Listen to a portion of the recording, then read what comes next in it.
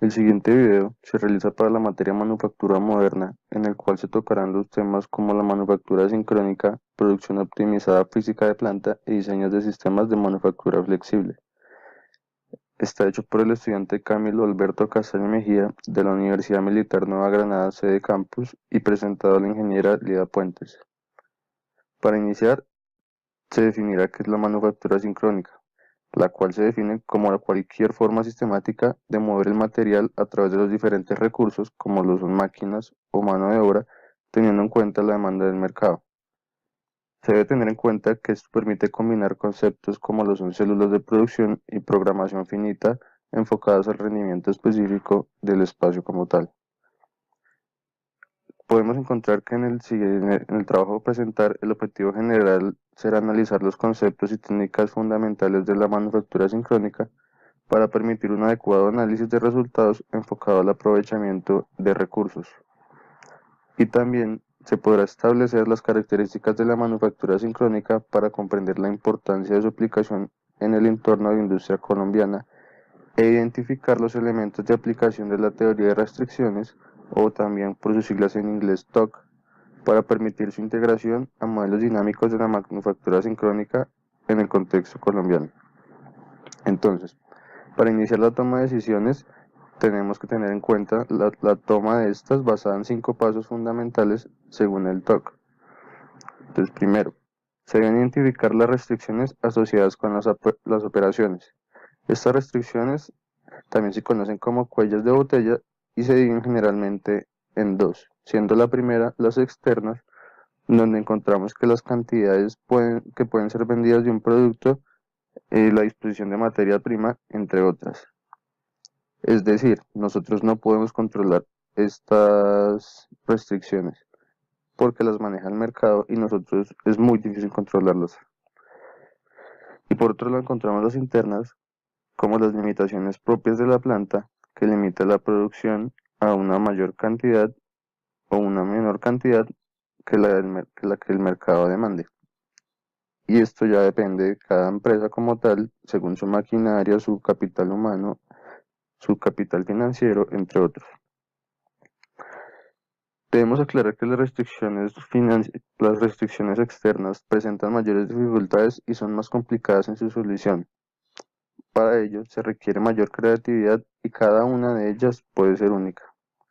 Posteriormente, tenemos que luego que las restricciones internas han sido identificadas, los esfuerzos de la administración de la empresa deben enfocarse en la maximización de flujo de bienes o productos a través de esta restricción. Entonces, lo que se intenta es que la operación se canaliza hacia otras áreas cuando sea posible. Entonces se tiene que decidir cómo explotar esa restricción que se ha hallado en la parte interna.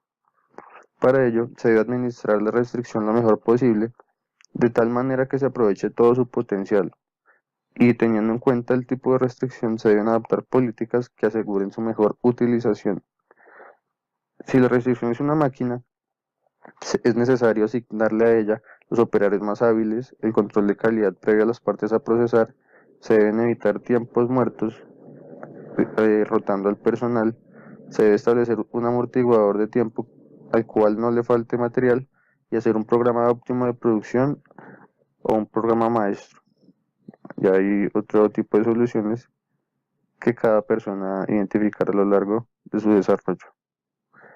Y por otro lado, si la restricción se encuentra en el mercado, se deben asegurar que todos los pedidos se surten en el plazo comprometido para los clientes, para evitar una reducción progresiva en las ventas. Esta restricción es una materia, Si la restricción es una materia prima, se debe minimizar el desperdicio, las pérdidas por mala calidad y no fabricar cantidades mayores a las que se van a vender en el corto plazo porque esto incurriría en un mayor gasto en el inventario y en los costos de mantenimiento. Siguiente a esto, tenemos el tercer paso, que siguiente a la identificación y organización de las operaciones para que funcionen a la máxima eficiencia posible, hay una etapa en la cual se busca que todos los otros recursos necesarios para completar el proceso productivo se sincronicen con el uso de esta restricción, es decir, al ritmo de producción que marcan las restricciones, Debe ser la base para operar el resto de los recursos con el fin de no incurrir en tiempos muertos y hacer la producción lo más óptima posible. Siguiente tenemos el cuarto punto, en donde encontramos que si en el caso que en el mercado existiera demanda suficiente, el paso lógico debe ser procurar aumentar la capacidad de la restricción. Sin embargo, esto puede significar la necesidad de comprometer nuevos recursos que no pueden estar disponibles, por lo cual se recomienda que este paso sea detenido hasta que los anteriores sean totalmente satisfechos. Aquí encontramos que se deben elevar las restricciones del sistema, ya que una vez que el sistema opera con el ritmo de las restricciones, es posible determinar si se puede mejorar la capacidad de operación de esta restricción agregando más del recurso limitante. Por ejemplo, se puede realizar la compra de una nueva máquina similar a la restricción encontrada. También se puede contratar más personas con las habilidades adecuadas, pueden realizar capacitaciones para mejorar las habilidades de las personas ya incorporadas. También se puede analizar la opción de incorporar un nuevo proveedor de los materiales que actualmente son restricción. O por último, la construcción de una máquina para satisfacer una demanda en crecimiento. Entonces, como quinto y último paso, debemos estar conscientes de que prácticamente cuando se ha liberado una restricción, aparecerán otras, por lo que estas etapas constituyen un círculo de forma tal que en un proceso de mejora continua de una empresa el proceso de los 5 pasos se repite constantemente. Este ciclo de 5 pasos cumple el objetivo en lo referente a la explotación económica de nuestras restricciones del tipo físico, pero para lograr la meta de más utilidades ahora y en el futuro es necesario tener una metodología para la solución de las restricciones políticas, que son las más comunes en cualquier tipo de empresa y son las que tienen un impacto estratégico en el corto, mediano y largo plazo. Entre los objetivos del TOC encontramos que los objetivos de esta aplicación de la teoría de restricciones en un sistema de manufactura son disminución de los costos de producción, ya que al contar con menores costos en la producción en el sistema genera una mayor cantidad de dinero, pero la disminución de estos costos se encuentra en eliminar desperdicios en la producción a causa de contar con un ritmo de producción igual al del eslabón más débil. También encontramos una reducción significativa de los inventarios, lo cual también es un desperdicio en el sistema de manufactura, ya que los inventarios en proceso y producto terminado se encuentran por procesos que tienen un ritmo de producción muy bajo, que se llegan a considerar cuellos de botella. Y por último, elevar el nivel de servicio de la empresa, y esto va referente a la respuesta del cliente, ya que es determinante que en un sistema de manufactura, al conocer las limitaciones propias del mismo, se puede programar y establecer compromisos con mayor exactitud. Ahora, la empresa como sistema. La teoría de restricciones propone 3 indicadores fundamentales para evaluar el impacto de cualquier acción en relación con la meta de la empresa, entre los cuales encontramos, primero, el throughput, el cual se define como la velocidad a la que el sistema genera dinero a través de las ventas y se identifica con la letra T. Como segundo encontramos el inventario, en donde todo el dinero invertido en el sistema será para generar throughput y se identifica con la letra I. Y por último, los gastos de operación, donde todo el dinero que el sistema tiene que gastar para generar throughput y se conoce con las letras G o. Estos 3 parámetros se relacionan con los clásicos indicadores financieros de la siguiente manera. El beneficio neto, lo cual va a ser igual al throughput menos los gastos de operación. Y por otro lado tenemos el rendimiento de la inversión, el cual será la diferencia entre el throughput y los gastos de operación sobre el inventario. Entonces, es más sencillo que para cualquier integrante de cualquier área de la organización enfocar sus decisiones basándose en estos 3 indicadores globales para verificar si las mismas tienen un impacto positivo en la meta de la empresa. De los 3 indicadores, el TOC otorga la mayor importancia al throughput, a diferencia de la gestión clásica basada en los costos que coloca en primer lugar a los gastos de operación. Tanto la teoría de restricciones como la contabilidad de costos consideran a las empresas como cadenas, pero mientras que la contabilidad de costos trata a toda costa de disminuir el peso de la cadena a base de reducir gastos en todos sus eslabones, La teoría de restricciones, fincada en el mundo del throughput, trata de aumentarle su resistencia, concentrándose casi exclusivamente en el eslabón más débil, que es lo único que determina la resistencia total de la cadena. A partir de esto podemos distinguir dos tipos de restricciones.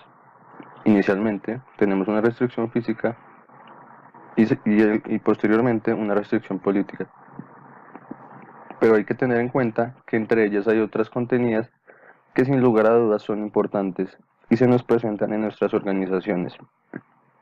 Podemos contemplar entre ellas restricciones de mercado, de capacidad, de materiales, restricciones logísticas, administrativas y conductuales. Para lograr un aumento en la generación de beneficios es necesario localizar la restricción y actuar sobre ella, explotándola primero y elevándola después. Cuando la restricción al ser elevada se cambia de lugar, ya no es conveniente hacer mejoras en este sitio, pues las cosas van a cambiar de orden y resultará en un gasto inútil de esfuerzo y dinero, ya que la empresa no se acerca a su meta mientras la restricción no haya sido atacada y mejorada. Entre la restricción física, debemos tener en cuenta que ya que la empresa es una cadena de eventos, la existencia de la cadena implica que haya recursos dependientes, es decir, que un paso no se puede hacer antes que su anterior. Y también encontramos fluctuaciones estadísticas que afectan el flujo del producto a través de los recursos. Esta realidad la podemos encontrar en abastecimiento, en operaciones y en mercado. Y por otro lado encontramos las restricciones políticas, donde el Instituto Goldratt, quien es una compañía global con el propósito fundamental de guiar y ayudar a empresas en el proceso de transformarse en compañías, a través de su implementación de la visión viable y la cual se especializa en desarrollar el cuerpo de conocimiento de teoría de restricciones, ha desarrollado 5 técnicas para abordar las restricciones de política que son externas, entre las cuales encontramos inicialmente los árboles de realidad virtual, que son los que encontramos en la imagen presente, en donde se utiliza para detectar los problemas medulares. Estos problemas medulares son pocos, ya que representan las restricciones de política y son responsables por los efectos indeseables que observamos en nuestras organizaciones. También encontramos la evaporación de nubes, la cual es una técnica para la realización de soluciones simples y efectivas a conflictos sin apelar al compromiso.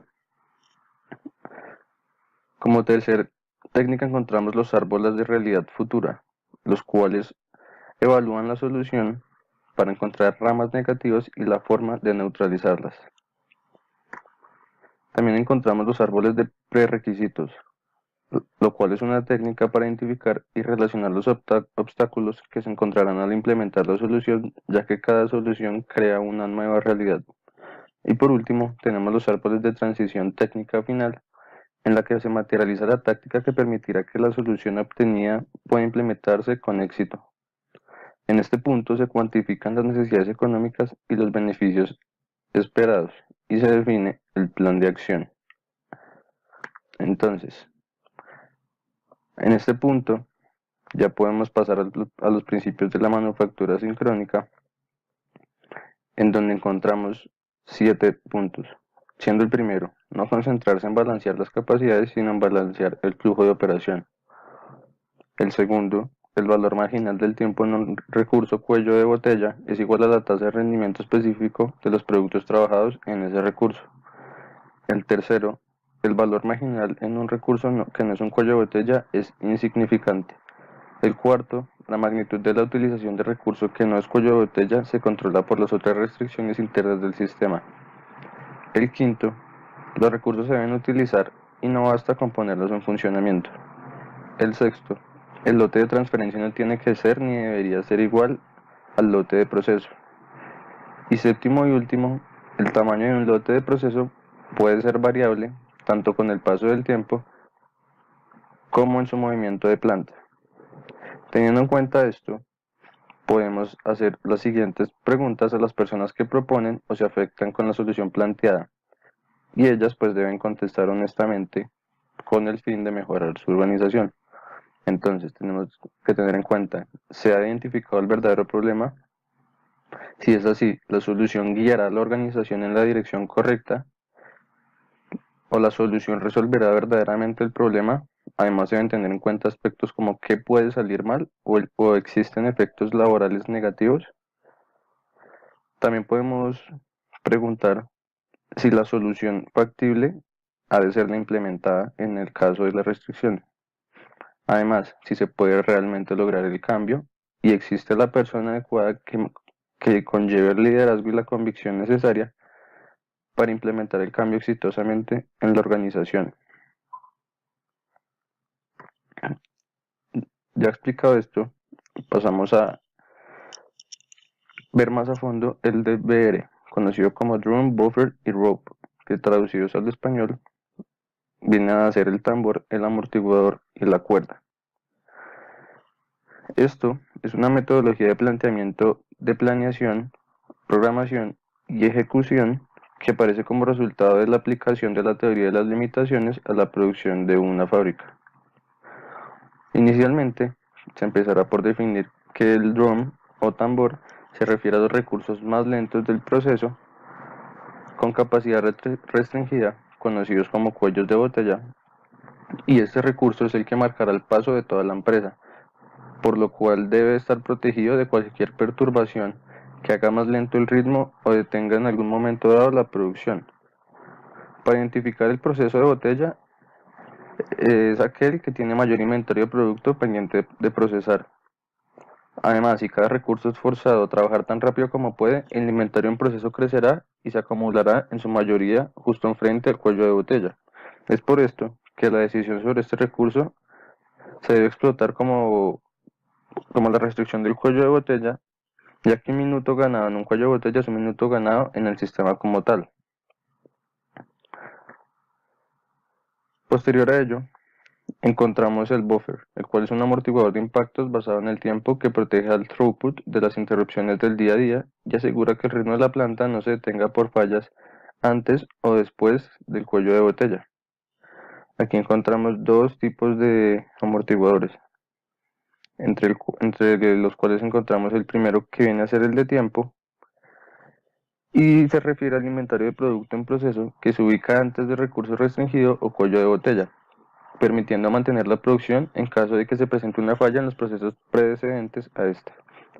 Y el otro tipo viene a ser el despacio, el cual se refiere al mayor ritmo de producción que tienen las etapas posteriores al tambor, ya que si se presenta alguna demora en estas etapas, el cuello de botella seguirá produciendo y las etapas subsiguientes podrán colocarse al día, trabajando al ritmo de ellas, y así lograr mantener el ritmo de salida de la producción. Y por último, el concepto de cuerda o rope se refiere al tiempo necesario para la preparación y ejecución de los procesos anteriores al tambor, con el cual se controla que las programaciones generadas para que el inventario de producto en proceso sea mínimo y para que la utilización del cuello de botella sea la mayor y se cumpla con el ritmo de producción y las fechas de entrega de los productos. El ritmo requerido para la producción se obtiene de la siguiente manera. Se tiene que programar las entregas de productos a los clientes utilizando las fechas de entregas. Se deben programar las restricciones de capacidad considerando los programas de entregas y las cuerdas de despacho. Se deben optimizar los programas de las restricciones de capacidad y se deben programar el lanzamiento de las materias primas y componentes teniendo en cuenta los programas de las restricciones y las cuerdas internas y de ensamblaje. Además, en la programación del tambor es necesario tener en cuenta que el programa debe ser realista. Esto quiere decir que antes de programar las tareas se deben identificar las limitaciones del sistema como tal. Además, que el programa debe ser inmune a un nivel razonable de perturbaciones o problemas que den lugar a interrupciones. Para dejar más claro este tema, el ejemplo didáctico de los Boy Scouts da una clara explicación de los cuellos de botella y su comportamiento en un sistema productivo, además que se presta para la aplicación del tambor, colchón y cuerda. En un principio se apuntaba que una solución para mantener compacta la fila de Boy Scouts podría ser la de colocar a sus miembros en orden inverso a su capacidad de andar. Dado que no es posible un alineamiento de los equipos en planta, de acuerdo con la idea mencionada, es necesaria otra solución, que podría ser la siguiente. Para mantener constante la longitud de la fila, sin aminorar la marcha, podría hacerse que todos caminasen a un ritmo constante marcado por los redobles de un tambor. aquel se asimilaría a la capacidad de fabricación del elemento cuello de botella. Además, a lo largo de la fila se situarán unos sargentos gritones, para evitar que nadie anduviese a más velocidad que la impuesta por el tambor. El tambor es la planificación y control de materiales asistida por ordenador, y el sargento es un responsable de producciones en planta. El tambor desarrolla planes y programas para indicar cuándo debe ser recibido y procesado el material. El ritmo del tambor dicta cuándo y cómo debe ser procesado el material para cada recurso productivo. Los sargentos son los responsables de la producción. El ritmo de los tambores y las voces de los sargentos son por sí solos insuficientes a la hora de gobernar una planta. Hay que pensar en alguna otra solución factible. Entonces se propone atar con una cuerda al elemento cuello de botella y el primer elemento de la fila. Y este debe ser trasladado a términos productivos para permitir la entrada de materia prima en el proceso productivo a las necesidades del elemento cuello de botella, con lo cual se conseguirá que ningún puesto de trabajo tenga la opción a procesar más componentes de los que hacen falta en cada instante. A partir de esto, el amortiguador precisa que haya una mayor cantidad de tiempo disponible y así se adelante la fecha de despacho como tal y se cumpla con el pedido. Dicho esto, se procederá a explicar la teoría de restricciones aplicada, en la cual encontramos que proporciona los siguientes beneficios en la administración de proyectos. Inicialmente, los proyectos serán terminados con mayor rapidez, lo cual involucra menos presupuesto, ya que entre menos tiempo, menos dinero. También encontramos que la moral y efectividad del equipo mejorarán porque estarán trabajando en un ambiente más cómodo, con la incertidumbre y que evita la microadministración. También encontramos que los gerentes de proyectos, los gerentes de recursos y ejecutivos tendrán un método de nivel macro simple, muy efectivo para evaluar el desempeño del proyecto y tomar decisiones de recursos utilizando un semáforo. Y por último, los ejecutivos tendrán una herramienta efectiva para tomar decisiones de proyectos basados en la prioridad de los mismos y la capacidad organizacional. A continuación se presentará el resumen de algunos resultados en la implementación de la teoría de las restricciones. Se reducirá al 50% el lead time. También se obtendrá una mejora del 44% en el cumplimiento de las fechas de entrega. Se obtendrá una reducción del 49% en inventarios. Se incrementará tanto las ventas en un 63% como las utilidades netas en un 40%. Y se reducirá un 47% en promedio de gastos indirectos de manufactura. Todo esto involucra un gran ahorro de dinero y un beneficio neto para la organización. Ahora, se tocará el tema de la manufactura en Colombia y su entorno y contexto. Aquí encontramos que recientemente la industria nacional se destaca por una senda de deterioro progresivo en su patrón de desarrollo y transformación, la cual se caracteriza por insuficiencia dinámica y el debilitamiento estructural de la producción, la desaceleración del ritmo de crecimiento del sector y el estancamiento relativo a la diversificación productiva y el agotamiento tecnológico. Aquí es evidente que la reducción de la participación del sector industrial manufacturero en la estructura productiva profundiza la dependencia tecnológica nacional. También hay factores estructurales que han limitado el crecimiento del sector en el país en las últimas décadas. Aquí encontramos que la vulnerabilidad de la estructura productiva ante las perturbaciones o choques externos asociados con los cambios en el entorno internacional. La velocidad de la apertura, los efectos de las fluctuaciones y la turbulencia macroeconómica dan como fin el manejo de la política cambiaria, especialmente durante la década de los 90, lo cual afecta a los factores estructurales a nivel sectorial. Y también encontramos que la incapacidad estatal para planear un modelo de desarrollo sectorial de largo plazo, la cual debería impulsar la transformación productiva y posibilitar la consolidación de un aparato industrial competitivo internacionalmente con el cual Colombia no cuenta actualmente. A continuación se van a tocar unos contextos de la industria manufacturera, iniciando por los mercados, en donde encontramos que la participación de la industria colombiana en los mercados mundiales sigue siendo muy corta y está restringida o limitada a productos muy básicos o a manufacturas de bajo contenido tecnológico. También encontramos el sector de la transformación, en el cual Colombia aún no concreta progresos reales y significativos en aspectos estructurales de la transformación productiva, lo cual se refleja en el escaso avance de los procesos de aprendizaje tecnológica, la inercia de los procesos de diversificación exportadora, que no han logrado reducir la excesiva dependencia de las exportaciones tradicionales a las cuales se está acostumbrado, y que además no se incorpora mayor contenido tecnológico ni los conocimientos o un valor agregado al producto como tal de los distintos renglones industriales.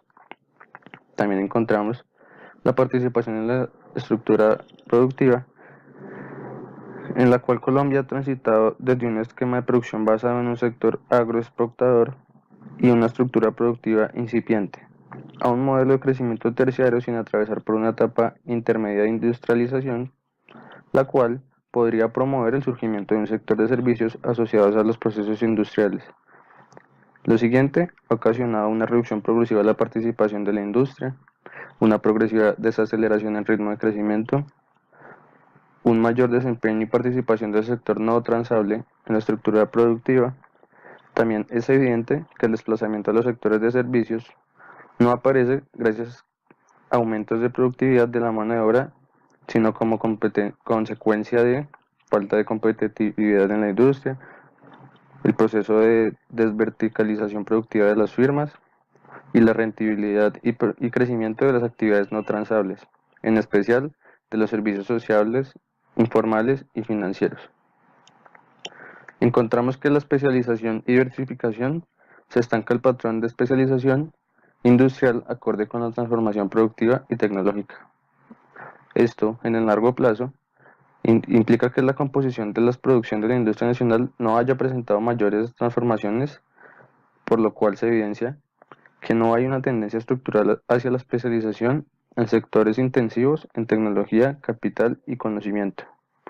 Tampoco hay un patrón de industrialización, ni se presenta una pérdida progresiva de los bienes intermedios y de capital dentro del producto industrial.